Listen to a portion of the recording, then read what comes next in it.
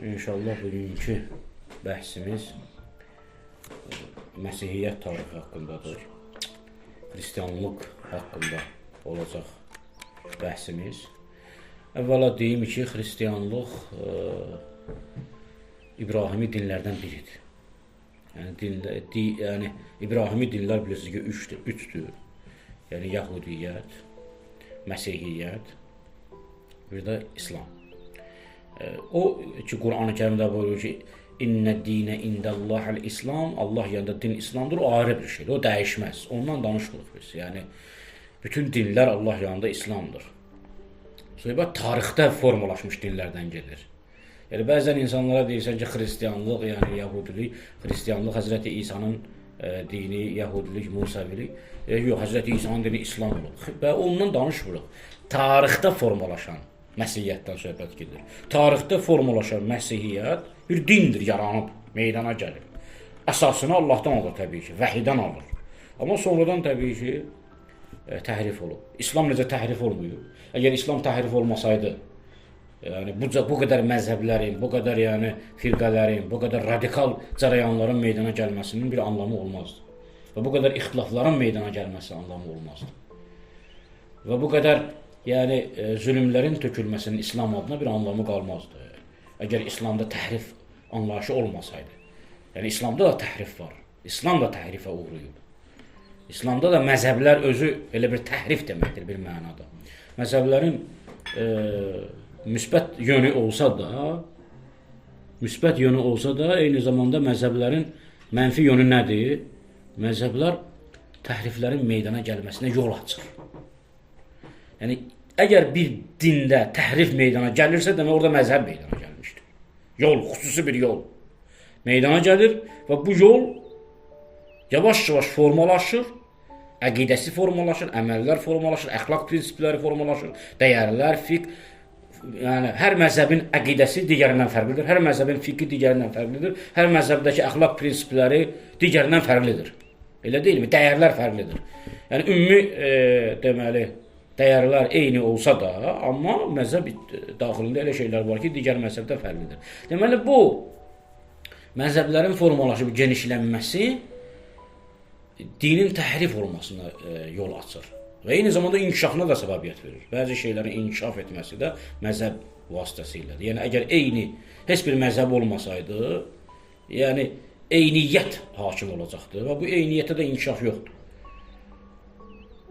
Necə ki, Peyğəmbərdən nəql olunan bir hədisdə, yəni səhihliyini mən dəqiqliklə bilmirəm, buyurur ki, ixtilafı ümməti rəhmətdir. Mənim ümmətimin ixtilafı rəhmətdir. Nə mənada rəhmətdir? İxtilaf necə rəhmət ola bilər? Bir cəhətdən rəhmətdir də. Yəni, Peyğəmbər o cəhəti nəzərə tutur. Yəni, ixtilafı ümməti rəhmətin, yəni mənim ümmətimin ixtilafı rəhmətdir, yəni inkişaf baxımından. İxtilaf olduqca araşdırma var, genişləm, yəni inkişaf var. Tərəqqi mövcuddur. Bu, yəni, məzhəbləşmənin müsbət cəhəti, o məzhəbləşmənin mənfi cəhəti də var. Yəni, ixtilaf meydana gətirir, münaqişə meydana gətirir, deməli, sonra alətə çevrilir din, hər hansı bir məzhəbin və hər hansı bir siyasi cərəyanın alətine çevrilir. Və bunlar hamısı var. Ona görə də Məsihiyyət dediyimiz zaman, yəni Qur'an-ı Kərimdə ki, olan Allah dindən söhbət getmir. Quranda Allah deyir ki, İnnə dinə indəllahəl İslam. Allah yanında din bir dənədir. İnnə dinə lavaqi. Din vaqi qoyulmuş bir şeydir. Yəni, din dəyişməz, Allahın dini dəyişməz. Allahın peyğəmbərləri heç vaxt biri digərindən ixtilaf etməz.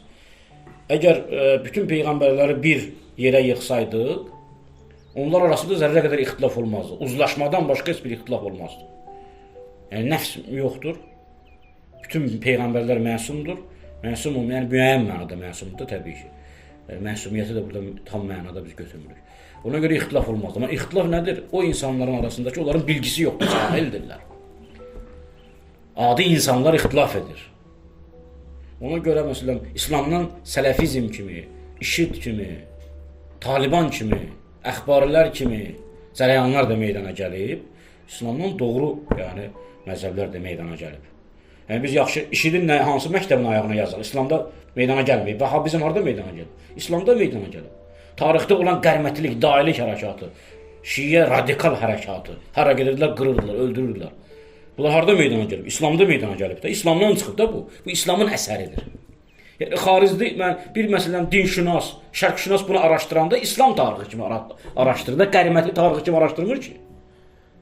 İsmaililər, yəni Ələmut qalasında olan İsmaillər nə qədər terrorun əsasını tarixdə qoydular. Nəinki terroristlər, terroru yaratdılar, şəklini, formasını öyrətdilər.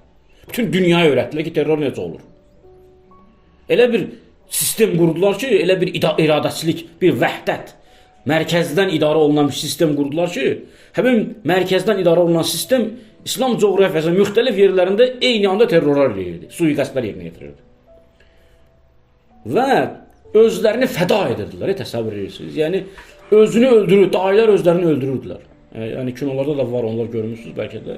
Yəni, onlar hamısı tarixdən asılı götürüb. İndi bu İsmaili hərəkatının meydana gəlməsinin səbəbi nə idi, o ayrıdır. Yəni, Abbasi xilafəti zamanında hansı zülümlər oldu, şiyələr təqib olunmağa başladılar və şiyələr cəmiyyətdən ixrac olunmağa başladılar. Bunun nəticəsində bunlar özləri qruplaşmağa meyl etdilər və müxtəlif şiə radikal cərəyanlar meydana gəldi. Qərmətlilər kimi, İsmaillər kimi, Duruzlar kimi. Sonra hakimiyyəti ələ keçirdilər müxtəlif. Məsələn, Misirdə Fatimilər neçə il, neçə əsr hakimiyyətdə olub. İsmaillər Ələmutda neçə əsr hakimiyyətdə olublar. Bu onu göstərir ki, bir din özü mütərəqqi ola bilər. Amma o tarixdə aşamadan aşamaya keçmə nəticəsində müxtəlif təhriflərə məruz qala bilər. O eynən Məsihiyyət kimi. Məsələn, biz ancaq təhrif deyəndə deyirik ki, Məsihiyyət təhrif olub, Yahudilik təhrif olub, İslam təhrif olunmayıb. Hardan deyirsən, İslam təhrif olunmayıb? Yəni, eyni ayə üzərində müxtəlif məzhəblərin fikri bir ayə üzərində hamısı fərqlidir. Elə bir ayə tapa bilməzsiniz ki, o ayənin üzərində hamı eyni fikrə cəm olsun. Hətta Qul Huvallahu Əhəd ayəsi üzərində belə ixtilaf var. Hətta İxlas surası ki, bilirsiniz, İxlas surası əslində Məsihiyyəti rədd eləmək üçün gəlib. Niyə görə? İxlas surasının mahiyyətinə baxaq. Nədir? Deyir ki, Bismillahirrahmanirrahim. Qul Huvallahu Əhəd. Allahu samad. Ləm yəlid və ləm yulad və ləm yəkulləhu kuhuvan əhəd. Deyir ki, Allah birdir, yeganədir. O ehtiyatsızdır, səməddir. Ləm yəlid, doğmayıb. Heç bir varlıqdan doğmayıb. Yəni, İsa oğul anlayışı yoxdur. Özdə İsa oğul deyiləndə həqiqi mənada bunlar oğul kimi qəbul edirdilər o dövrdə ki, Məsihilər. Yəni, o atadan doğulan oğul, atadan meydana gələn oğul. Ləm yəlid, yəni o ki, ata Allah qəbul etdiniz, o doğmur. Yanlış bir fikirdir. Yəni, hər gün namaza təkrar etdiyimiz surə əslində Məsihiyyət düşüncəsini, Nəsrani düşüncəsini rədd eləmək üçün gəlib, nazil olur. Ləm yəlid və ləm yulad. Nə doğmayıb, nə də ondan bir şey doğulmaz. Nə özü doğmayıb ata, Allah. Və ləm yulad, ondan da bir şey doğulmaz. Və ləm yəkulləhu kuhuvan əhəd. Çünki Məsihiyyətin mahiyyəti nəyin üzərindədir? Məsihiyyətin mahiyyəti odur ki, Allah birdir. Amma doğdu. Doğduqdan sonra üç oldu. Üç nə deməkdir? Yəni, müqəddəs ata, ata Allah, müqəddəs oğul, yəni oğul Allah, bir də müqəddəs ruh. Amma bir dənə də cərəyan vardı, deyirlər ki, müqəddəs Məryəm, yəni Məryəm özü də bir ilahdır. Quranda ona işarə var. O cərəyan yoxdur indi. İndi yoxdur. Yəni, Həzrəti Məryəmi tanrıça kimi, Allah kimi qəbul edən, ilah kimi qəbul edən o xristiyan cərəyanı yoxdur, aradan gedib. Hətta Allah Qur'an-ı Kərimdə, səhv etməsə Nisa surəsində də buyurur ki, ey İsa, biz mi sənə dedik, sən və sənin anan ilaheyni, ikiniz Allahsınız? Deyir ki, estağfurullah, Rəbbi, mən bu sözü demədim. Nədən anam bu sözü demədi? Yəni, bu ayə kimə rədd olaraq gəlir? Həmin dövrdə yaşayan xristiyanlara rədd olaraq gəlir ki, yəni siz ki deyirsiniz Məryəm Allahdır, Həzrəti İsa Allahdır, Həzrəti İsa Allahı deməli yerə enmiş şəklidir, formasıdır. Bu Allah deyir ki, ey İsa sən bunu dedin, ya anan dedi, biz demədik. Niyə görə? Çünki Əntə tə'ləmə ma fi nəfsi və la a'ləmə ma fi nəfsi. Sən mənim nəfsimdə nə varsa bilirsən. Amma mən sənin nəfsində nə var bilmirəm. Yəni bunun da məntiqi mənası odur ki, əgər mən və deməli anam desəydi bilərdim. Bəs bu sual nədir? Bu sual nə məna? Bu sual özü nədir? İronik bir sualdır. Yəni sən deməmisən. Yəni onlara anlat ki, bu şeyi mən və mənim anam deməyibdir. Siz özünüz uydurmuşsunuz. Ki yəni Həzrəti İsa Allahdır və Həzrəti Məryəm Allaha hamilə qaldı. Allaha hamilə qaldı mənası. İndi orada yəni Həzrəti İsa'nın atamız ifadəsi işlətdikdə nə qəsdi nədir? Onu izah eləyəcək ki, o bəziləri bu sözlərdən yəni uydular bu sözə, yəni bu sözlərdən azdılar. Bəzi yəni ki, Həzrəti İsa dedi ki, yəni biz Allahın oğullarıyıq. Ora təkcə öz haqqında demirdi ki, ümumi olur, hamı haqqında deyildi ki, biz Allahın oğulları. Nə mənada? Yəni Allahın bəndələriyik, Allahın qullarıyıq. Ona bağlıyıq yəni. Oğul kimə bağlı olur? Ataya bağlı olur. Bu mənada yəni biz Allahın oğullarıyıq. Hətta bir yer dedi ki, biz Allahın köməkçiləriyik. Mən ənsarı illallah. Mən kim Allaha yardımcılardır? Ola nəhnu ənsarullah. Biz Allahın yardımcılarıyıq. Kim dedi? Həvarilər İsa deyir. Yəni biz Allah. Deməli, Allaha ki yardım etmək olmaz. Allaha mümkündürmü yardım etmək? Bəs niyə deyir? Kim Allaha yardım edə bilər mənim bu işimdə? Həvarilər qalxıb ki, biz Allahın yardımcılarıyıq. Bilirsiniz də həvarilər ümumiyyətlə həvarilərin həyatı tamamilə kəramətdən ibarətdir. Bütün varlığı ilə Allaha bağlı olan insanlar olurlar. Heç bir işgəncə onları İsa'dan və İsa'nın dinindən döndürə bilməyib. Ən şiddətli işgəncələrə dözüblər, amma imanlarından əl çəkməyiblər. Peyğəmbərin sahabələrdən üstün olublar müəyyən cəhətdən, əksər sahabələrdən üstün olublar. Bəzi istisnalar çıxmaq şərti ilə İsa'nın həvariləri, təbii ki, Yahuda istisna olunmaqla, o qədər bunlar, məsələn, müqəddəs Pyotr bitir. Sonra o birisi Pavel. Müxtəlif ölkələrdə bunlar yayıblar da Həzrəti İsa'nın dinini. Bilirsiniz də Həzrəti İsa'nın zamanında İncildən əsər alamat yoxdur. İncil kitab halında belə bir şey yoxdur. İncilin kitab halına düşməsi Həzrəti İsa'nın ölümü deyək də, yəni ya Allaha qovuşması, indi onun da izahlarını verəcək gələcəkdə. Burada məqsəd nədir? Ondan biri 80-100 il sonra yazılıb. 80-100 il sonra, ən aşağı 80 il sonra ərsəyə gəlib. Və yüzlərlə İncil olub. Sonra bu 4 İncil, yüzlərlə İncilin içərisində nə olub? Seçilərək saxlanılıb. Digər İncillər indi də qalmaqdadır bəziləri Vatikanda, Vatikan kitabxanalarında qalmaqdadır. Amma o Konstantinin təşkil etdiyi məclis ki yoxdur, bir aydan çox davam elədi. Və dünyada olan konferansların ilk konferansdır deyək ki, dini konferansıdır. 1800 yepiskop dəvət olunmuşdu. Amma onlardan 300'ü cəm ola bildi ora.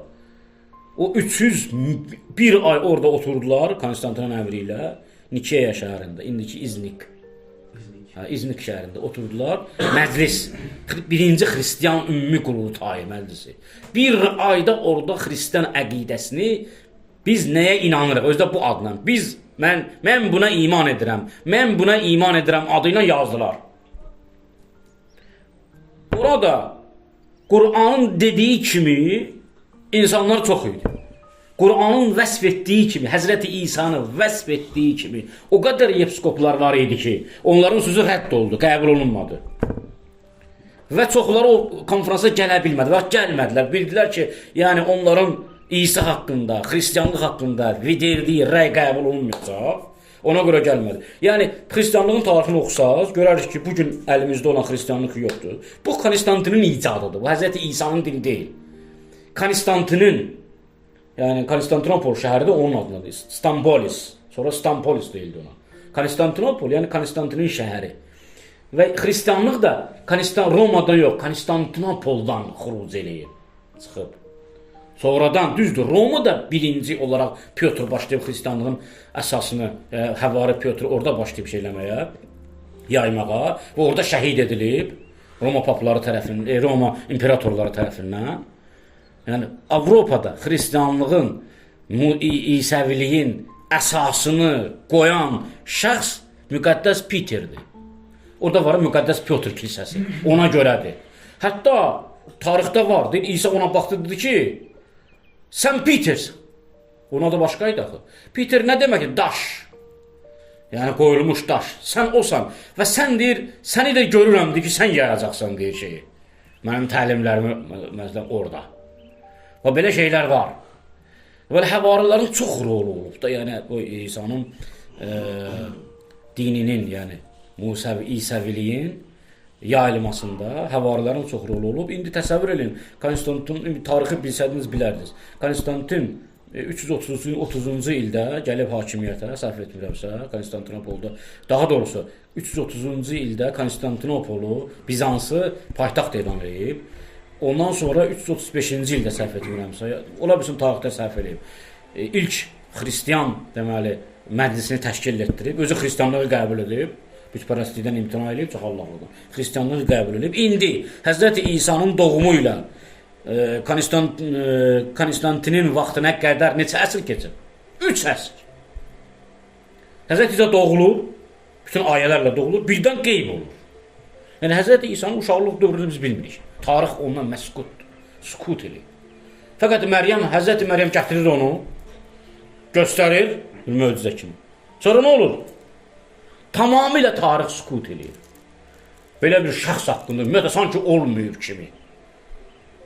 Məryəm onu gətirir, Quranda da ayələr var. Məryəm gətirir, deyirlər, ya uxta Harun, ma kana ummuki imra'ə su'in, və ma kana ummuki bəği, və ma kana ummuki bəğiyyə, və ma kana əbuki imra'ə su'in. Ey Məryəm, sənin atan pis insan deyildi. Və ma kanət ummuki bəğiyyə. Sənin anan da deməli, əxlaqsız bir qadın deyildi. Bu nədir? Yəni, gətirdin. Orada ayədə işarə var onu. Deyir ki, fəəşarət iləyi. Ona işarə edirdi ki, o deyəcək. Yəni, möcüzə. Yəni, Həzrəti İsa'nın danışmağı möcüzədir. Yəni, bəziləri fikirləşir ki, necə bir insan bələkdə peyğəmbər ola bilər? Bələkdə peyğəmbərlik vəzifəsini yerinə yetirmir. Bələkdə peyğəmbər olacağını xəbər verir. Bu möcüzədir. Necə ki, Həzrəti Yusifi, deməli, günahsız olduğunu uşaq dedi. Həzrəti İsa da haqqın səsi ilə danışdı, dedi ki, mən peyğəmbər olacağım. Bu möcüzədir. Nəinki o bələkdə peyğəmbər idi, hər şeyi bilirdi. Peyğəmbərlik vəzifəsini daşımırdı. Heç kəs də bələkdə onu peyğəmbər qəbul eləmirdi. Bunu yadınızda saxlayın. Əslən, Həzrəti Məryəm onu göstərəndən sonra çəkildi kənara. Gizləndə İsa sanki yox oldu, qeyb oldu. Bir də 30 yaşında neynədir? Zuhur etdi, bir neçə ildən sonra da şəhid edildi. Əgər xristianlığa görə. Yəni, Krismos baş verdi. İndi Krismos nədir? Gələcəkdə bəhslərimiz çox olacaq. 4-5 dənə bəhsimiz olacaq ki, inşallah. Əslən, Krismos baş veribmi və verməyib. Quran nə deyir? Krismos haqqında, yəni şey haqqında, səlib haqqında. Səlib olub ya olmayıb? Çarmıxa çəkilibmi İsa? Çəkilməyibmi? Çəkilibsə Quran bunu niyə rəddi inkar edir? Əgər Quranın inkarı nə mənaya gəlir? Həqiqətən Quranın inkarı çarmıxı tamamilə rədd edir. Ya deyir ki, yox, Yəhudilər çarmıxa çəkmədilər, başqaları çəkdilər. Ayə nə deyir ümumiyyətlə? Bir də ayə gedib baxarsınız, o ayə ki, çarmıxı inkar edir, ayəni diqqətlə əvvəldən izah edir ki, ayə Yəhudilərin sözünü inkar edir. Deyir ki, onlar dedilər, biz onu neynədik? Çarmıxa çəkdik, xeyr, ma qətələ, ma sələbuhu. Onlar etmədilər bunu. Və lakin şubbihə ləhum, bəlkə təşbih baş verdi. Yəni, nə baş verdi onlar üçün? Bənzətmə baş verdi. Yəni, çarmıq onların işi deyildi. Əgər olubsa da həqiqətdə, Quranın inkar etdiyi, yəni Yəhudilərin onu çarmıxa çəkməsidir. Yəni Yəhudilər ümumiyyətlə nifrət edirdilər Həzrəti İsa'ya. Bəlkə də Həzrəti Muhammed o cür nifrət eləməyib, Yəhudilər Həzrəti İsa'ya eləyiblər. Bilirsiniz, nə boyda nifrət var idi Həzrəti İsa'ya qarşı. O munci ki, onu gözləyirdilər. O deməli xilaskar ki, onu gözləyirdilər. Gələndən sonra nifrət elədilər. Tamamilə hamısı ona qarşı çıxdı. Yəni mən bu dönəm tarixləri araşdırmışam müəyyən qədər. Yəni vərəqləmişəm, yəni Yəhudilər qədər o dövrün rahiblər, Yəhudi hahamları qədər Həzrəti İsa'ya, Məryəmə nifrət edən ikincisi yox idi. Qəbul etmədilər əslən. Bu mümkün ola bilməz. Bu gəlirdi, çünki Həzrəti İsa'nın gətirdiyi din daha çox əhkam xarakterli din deyildi, daha çox irfan xarakterli dindir, əxlaq xarakterli dindir. Həzrəti İsa'nın gətirdiyi dəyərlərin içərisində 4-5 dənə fiqhi hökm görərsən. Qalanlar hamısı nədir? Mənəviyyatdır, irfandır, sonra əxlaqi dəyərlərdir. Həzrəti İncili oxuyursan, İncil başdan ayağa nədir? Bir əxlaq kitabıdır. Tərifatlarıyla birlikdə yəni İncili oxumaq lazımdır. Niyə görə? Çünki bir xristianlığı, ümumiyyətlə xristianlığı anlamaq, tənqid etmək, rədd etmək üçün, həm anlamaq üçün, həm tənqid etmək üçün. Tənqid rədd deyil də, bilirsiniz. Tənqid yəni saf-çürük eləməkdir. Həm də rədd etmək üçün mütləq İncili oxumaq lazımdır. Necə ki, xristianlar Hz. Muhammedin həyatını oxumadan onu rədd edirlər, Quranı oxumadan onu rədd edirlər. Biz də ilə onun kimi. Biz İsa'nı rədd etməsək də, amma İncili rədd edirik, elə deyilmi? Amma bütövlükdə rədd eləməyimiz doğru deyil. Bu İncil nə oldu ki, hamısı qondarma oldu. Bunun içərisində Hz. İsa'nın dediyi nəsihətlər çoxdur, həddən artıq çoxdur. Oxuyanda anlayırsan ki, bu İsa'nın sözüdür, bu Allahın İsa'ya öyrətdiyi təlimdir. Bu nədir? Həvarinin yazdığı deyil. Amma həvarinin yazdığını da anlayırsan. Məsələn, deyil, İsa məsələn, Nəsrandan çıxdı filan yerə getdi. Hatta bilirsən ki, bu nədir? Sonradan yazılmış bir şeydir də. İsa'nın tarixi haqqında yazır. Deməli, xristianlıq haqqında danışdığımız zaman mütləqdir ki, biz yəni onun tarixini bilməmiz lazımdır. Öyrənməmiz lazımdır ki, Hz. İsa haqqında onların fikirləri nədir? Yahudilərin fikri nədir? Deməli, katoliklərin fikri nədir? Sonra protestantların fikri nədir? Ortodoksların fikri, pravoslavların fikri nədir? Bunlar hansı protestantlıq nədir əslən? Biz onu anladığımız zaman, o zaman biz görək İslamda protestant hərəkatı olub ya olmayıb? Niyə olmayıb İslamda? Niyə xristianlıqda var, İslamda yoxdur? Bizdə protestant hərəkatı var, olsa da çox zəifdir. Amma xristianlıq kimi belə bir islahat olmayıb. Yəni Martin Luther gəlir, tamamilə xristian dəyərlərini, kilsə dəyərlərini rədd edir. Tamamilə. Ümumiyyətlə, Papa deməli, dəyərlərini, katolik dininin hakimiyyətini Martin Luther rədd elədi, məhv elədi onları. Deyir ki, bizim deyir ki, niyə görə cənnəti satırdılar yəni? Cənnəti satırdılar, qəbz, indulgensiya bilirsiniz nədir? Yəni, Papa hakimiyyətinin pula ehtiyacı vardı kəskin şəkildə. Başladı sadəlöv dindarların imandan istifadə eləməyə və qəbizlər başladı. Kim neçə hektar, neçə sot yer istəyir cənnətdə. Və bu gəlib Almaniyaya qədər çıxdı. Almaniyada Martin Luther başladı bunları bəsxərəyə qoymadı. Necə yəni? Necə yəni? Cənnət satıla bilərmi ümumiyyətlə? Deyir, bəli. Deyir, mən cənnət istəmirəm. Deyir ki, nə istəyir, mən cəhənnəm istəyirəm. Deyir, yoxsa istəyirsən cəhənnəmi verək sənə. Neçə dinar versə cəhənnəmi aldı. Dedi ki, cəhənnəmi aldın, daha cənnət almağa ehtiyacınız yoxdur. Dedi ki, necə yəni? O satan da rahibdir, necə yəni? Cənnət almağa ehtiyac. Dedi ki, heç kimi qoymayacam, cəhənnəm mənimdir. Deyir ki, cəmat birdən ayrıldı. Gör, nə qədər dərrakəli bir insandır. Fikirləşir ki, buna qarşı mübarizə aparmaq mümkün deyil. Gör, hansı yoldan istifadə edir. Dedi, yaxşı, mənə cənnət yox, cəhənnəm lazımdır. Deyir, verək sənə. Hamısı sənin olsun. Alandan sonra ətrafdakılar dedik, artıq cənnət almağa ehtiyacınız yoxdur. Çünki qapısını bağladım. Cəhənnəmi mən almışam. Oraya heç kimi buraxmayacam. Birdən insan top kütlə ayrılmağa başladı. Ya bu kilsə bizi aldadır. Cənnətdə satılarmı? İbrahim Peyğəmbər. Görün nətər, bəli, İbrahim Peyğəmbər sayağı bir hərəkət. Həddən artıqca, indulgensiya, gör, nə qədər dəhşət bir şey. Təsəvvür edirsən ki, yəni, xristianlıq nə qədər kök salmışdı insanların ailə həyatına qədər, şəxsi həyatından tutmuş, istima, hər yerə hakim idi. Bu xristianlığı İsa gətirib, yox, Həzrət oxuyursan, deməli, İncili, qardaşlar, İncildə papalıqla əlaqəli heç bir şey yoxdur. İncildə deyir ki, Həzrəti İsa deyir ki, əgər sənin üzvə bir şillə vursalar, o biri üzvü çevir. Bunun məcazi mənası var. Yəni, o mənası ifadə eləmir. Yəni demək istəyir ki, sənə olunan zülmə qarşı həmən qarşılıq vermə. Yəni, onun bir, gör nə gözəl söz. Deyir ki, sənin üzvə bir kəs tüpürsə, o biri üzvü çevir. Ona tüpürsün. Əgər bir kəs sənin əbanı istəsə, qəbanı da çıxart ver.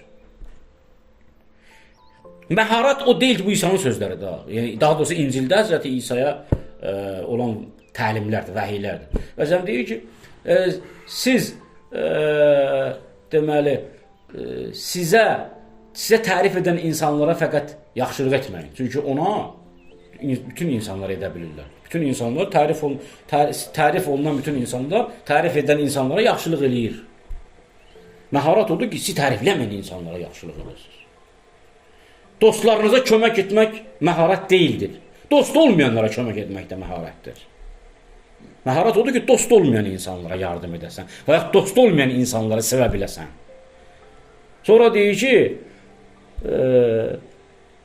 qaytaracağından əmin olduğunuz insanlara borc verməyiniz yaxşılıq deyil. Böyle deyir, bir şey söz deyir. Deyir, qaytaracağından əmin olduğun insana verdiyin borc yaxşılıq deyil, xeyirxahlıq deyil. Elə də böyük xeyirxahlıq.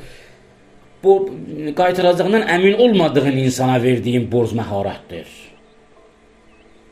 Dəyərdir. Ki, sən əmin deyilsən bunu qaytaracaq. Amma ver, zahid o insandır ki, dünyapərəst olmayan o insandır ki, pulpərəst olmayan o insandır ki, bilir ki, qaytarım, əmin deyil bu onu qaytaracaq hamısını, amma yenə əl tutur həmin insana. Həzrəti İsa'nın sözüdür. Kimdir bunu yaşayan məsələn həyatda? Yəni sizə deyir ki, sizi tərif edən insanlara təşəkkür etmək elə də böyük məharət deyil. Məharət odur ki, sizi acılayan insanlara təşəkkür etməyə bacarasınız. Kim bu dəyərləri yaşaya bilər? Deyir ki, əgər bir ateist vardı, danışırdı, çox da qəşəng bir söz edir. Gəlin, təsəvvür edin ki, İsa'nın dəyərlərini biz hamımız yaşayaq. Dünya birdən bir sənə çökəcək, yox olacaq. Çünki Həzrəti İsa'nın dediyi maddədən qırılın. Maddiyyatdan zahid olun. İndi hamı gəldi, Həzrəti İsa'nın dediyi kimi zahid oldu. Nə oldu? Dünyanın vəziyyəti nə olacaq? Deməli, Həzrəti İsa burada xas insanlara xitab edir. Yəni, onsuz da insanların əksəriyyəti bu yolları getmir. Çalışın siz bu sözü anlayan, bunun mənasını dərk edən, Həzrəti İsa'nın dininin mənasını dərk edən insanlar siz bu sözləri anlayın və onun ardınca gedin. İndi hansı İslam alimi Həzrəti İsa'nın kitabını bu cür araşdırıb? Hansı İslam alimi? Alim tək-tük araşdırdı. Hamısı götürüb İncili oxuyan var. Bizim alimlərimizin əksəriyyəti Öməri nədə qınayırlar? Niyə gedib Tövrat oxuyurdu? İndi Ömər o Tövratı oxuyurdu başqa məqsədlə, qınayırsan o ayrı. Amma sən ən azından gedib Tövrat oxuyurdu da, kitab oxuyurdu.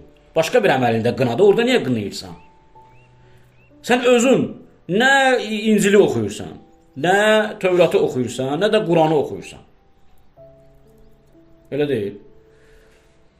İndi bir dini öyrənmək üçün də, xristianlığı, məsihiyyəti öyrənmək üçün də bizim mütləq lazımdır ki, Həzrəti İsa'nın deməli, tarixini bilək. Yəni, xristianlıq tarixdə hansı, bu təbii ki, ümumi söhbətlər idi, ümumi bir anlayış gəlsin zəhninizə. Gələn dəstədən xüsusi bir məsələni biz deməli, ələ alıb danışacaq inşallah.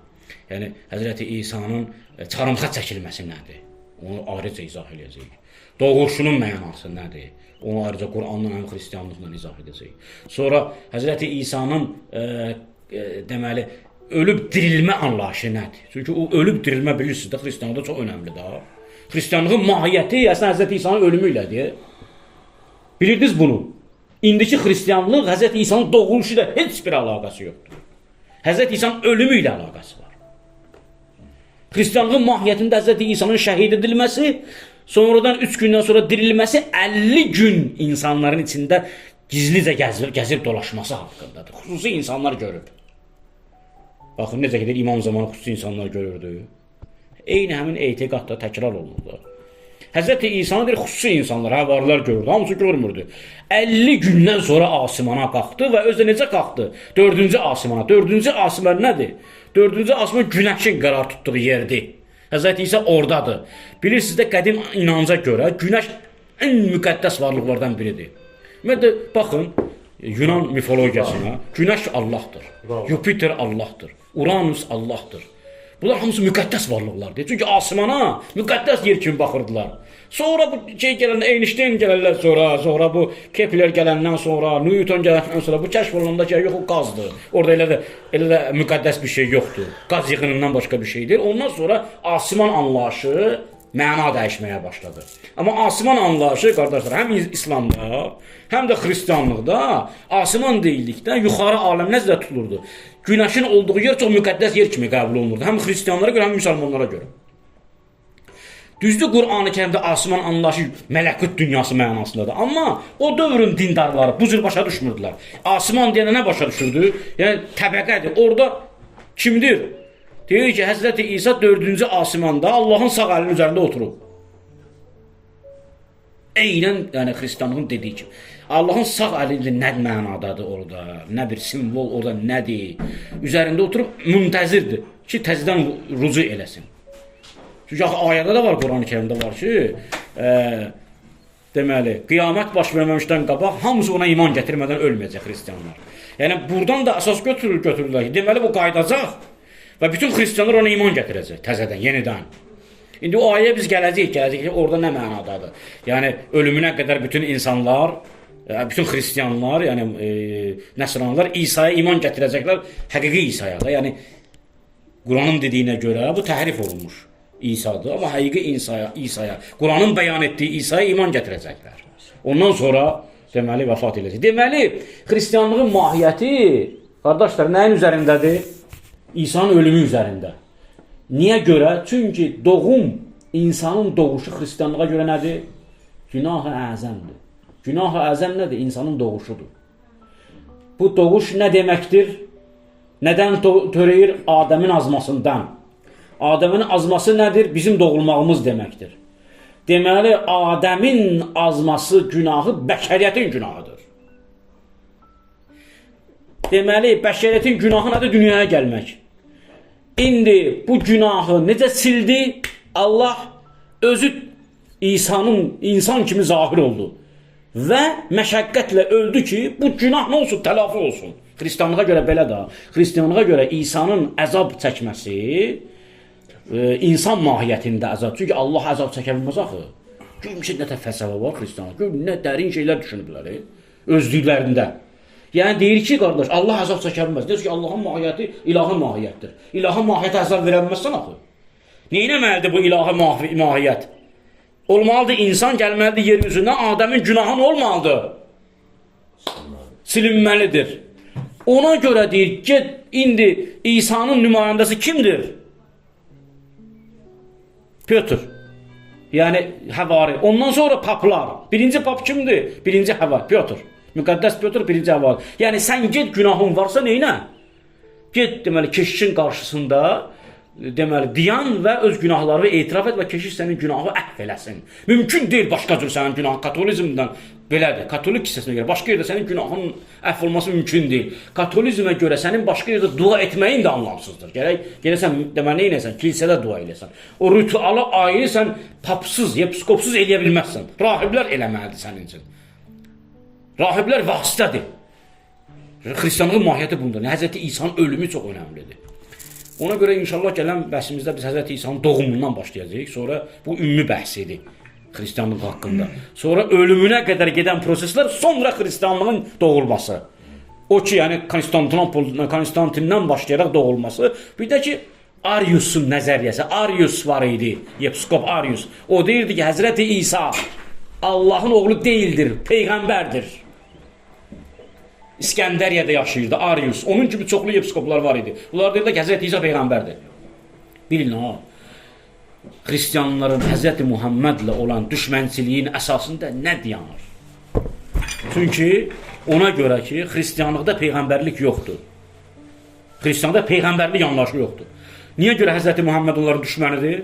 Mesela Dante əsərində, komediya, ilahi komediyada Həzrəti Muhammedi cəhənnəmin ən şiddətli yerində qararlaşdığını deyir. Niyə görə? Çünki deyir ki, bu peyğəmbərlik iddiasına düşdü. Peyğəmbərlik iddiasına düşmək nə deməkdir Həzrəti İsa'dan sonra? Yəni yalancı, yəni kəzzabsan sən. Deməli, ən böyük kəzzab da kimdir? Onlara görə Həzrəti Muhammed. Ona görə də Həzrəti Muhammeddir, əzabın ən deməli, aşağı yerindədir xristianlığa görə. Niyə görə? Xristianlığa görə peyğəmbərlik yoxdur. Mövcud deyil. Əslən, xristianlıq peyğəmbərlik dini deyil. Bu ki, xristianlıq var, o peyğəmbərlik dini deyil. Onlara görə İsa Allahdır. Zuhur etmişdir. Amma onun zuhurundan çox önəmi nədir xristianlıqda? Çarmıxa çəkilməsidir, cismən ölməsidir. Monofizit xristianlığı var, bir də diofizit xristianlıq. İnşallah onu gələn o həmin çarmıx məsələsini izah edəcəyik ki, niyə monofizitlər deyir ki, biz monofizidik, niyə diofizitlər deyir ki, biz diofizidik. Monofizitlər ona görə deyir ki, monofizidik. Çünki Tanrı İsa heç vaxt çarmıxa çəkilə bilməz. Tanrı təbiət. Mümkün deyil. O mütləq diofizit olmalıdır. Yəni necə, yəni həm insan təbiəti olmalıdır İsa'da, həm Tanrı təbiəti olmalıdır ki, o çarmıxa çəkiləndə İsa'nın nədir? İnsan təbiətidir. Deməli, xristianlıqda İsa'nın ölümü çox önəmlidir və meyrac eləməsi, uruc eləməsi önəmlidir ki, İslamda bütün bu məsələlərə münasibət bildirir. Hə, ayələr var. Hamısına baxdım mən ayələrin, əlhəmdülillah ki, İslam hər nöqtəyə öz fikrini bildirib. Hətta o ki deyirlər, İsa qəbirdən çıxdı, uruc elədi. Onu da Quran deyir ki, xeyr, belə deyildi. Biz onu qaldırdıq, amma onların dediyi şəkildə deyil. İnşallah gələn bəslərdə izah edəcəyik. Selamun aleyküm və rəhmətullahi və bərəkətuhu.